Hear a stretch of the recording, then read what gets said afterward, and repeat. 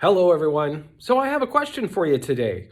What happens when you keep spending money as a country and you don't know how to recoup it?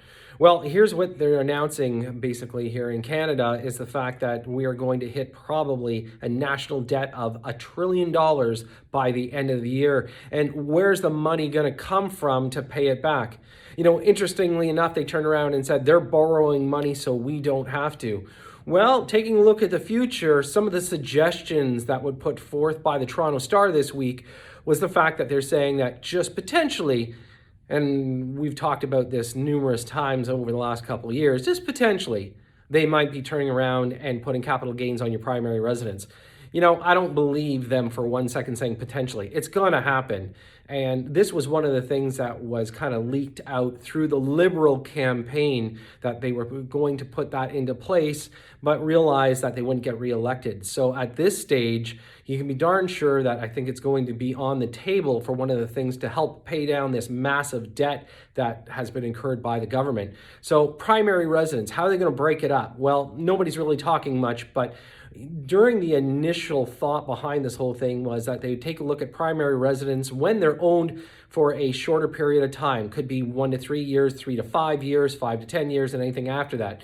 So if you've owned the property for a long time, potentially if it's your primary residence, you may not have to pay capital gains. Now, here's the other thing, though, is that they're also talking about going after the secondary properties. And those are the ones that we talk about, investment properties and potentially vacation properties. Where's that number going to come in at? Well, right now, capital gains on those properties are at 50%. So 50% of the capital gains gets taxed. Now, here's the problem, is that they're actually going to suggest somewhere around 75 or 100%.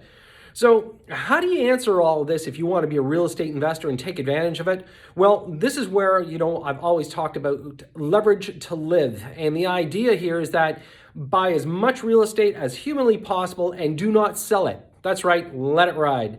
Because the biggest thing about investment real estate is that you actually have a lot further gains if you hold it long term.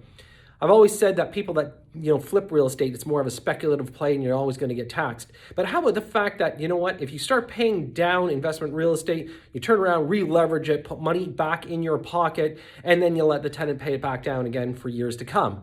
That's the best way to be a real estate investor. And with this latest news about the potential of capital gains both on your primary residence and increased on your investment properties, I got to tell you, it just lends us to turn around and look at it and say, long-term hold is going to be the best thing you can do with your investment portfolio. So just some quick advice, and who knows, we'll wait and I'll keep you up to date on the rest of it. But that was a headline that caught my eye and I thought I'd just clarify it real quickly. Anyways, I'm Todd C. Slater, The Simple Investor. I'll talk to you soon.